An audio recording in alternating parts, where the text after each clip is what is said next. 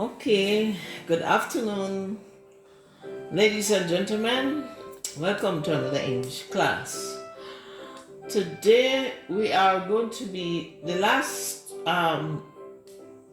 video was dealing with nouns, and we talked about the practice that the writing practice that we will be doing.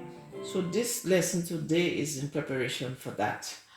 The topic of the lesson is the video, things that can affect writing expression negatively. So you want to look at that first.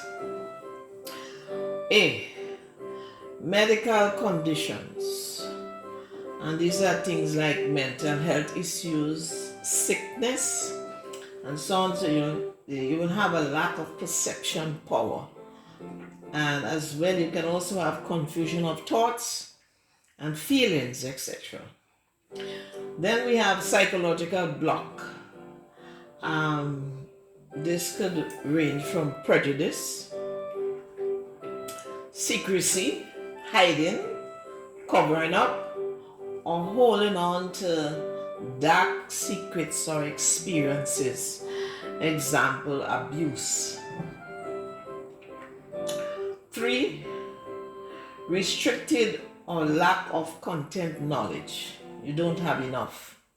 And in this matter, I had given further readings on adjectives and adverbs following the last video on nouns for your further reading. So did you read up further on adjectives and adverbs? Because you will be using it in reference to your writing practice.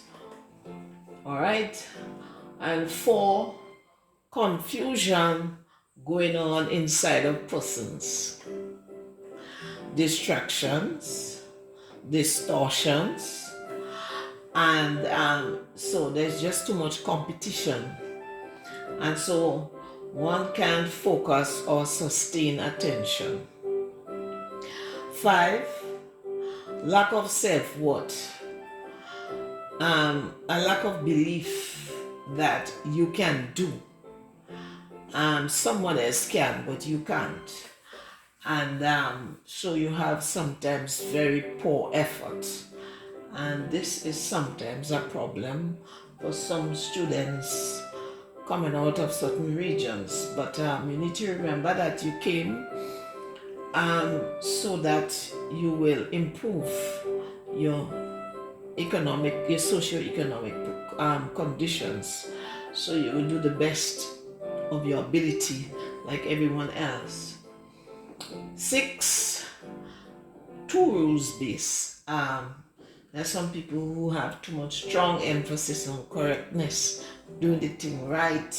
So they are afraid to make mistakes and they may not want to try. They might be very able but not willing because they are persecuting themselves. And then now we come over to B, how to overcome negative block. And I have a role play, use the third person narrator. So instead of saying I, what you do is you borrow another person and you will use that name. You give it a name. You give the person a name and you will use that name.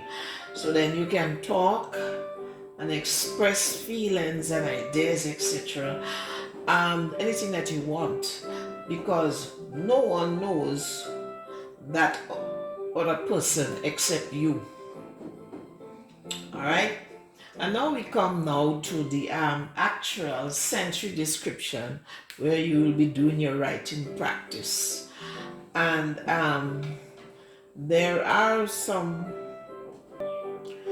Okay, now so we are going to go above the board now, and we are going to look at the sensory transactions. All right, because you will need them to express in your piece of descriptive paragraph.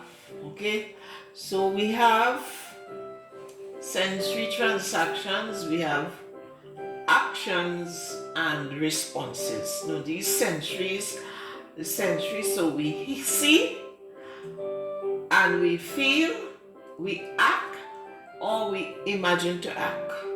All right? So you hear, you feel, you act, or you imagine to act. For example, if you, while you are in class, you hear the ambulance, the sound of the horn of the ambulance, everybody will get a feeling immediately and they will get an action. And some people will actually act, and some people will imagine and withhold the action.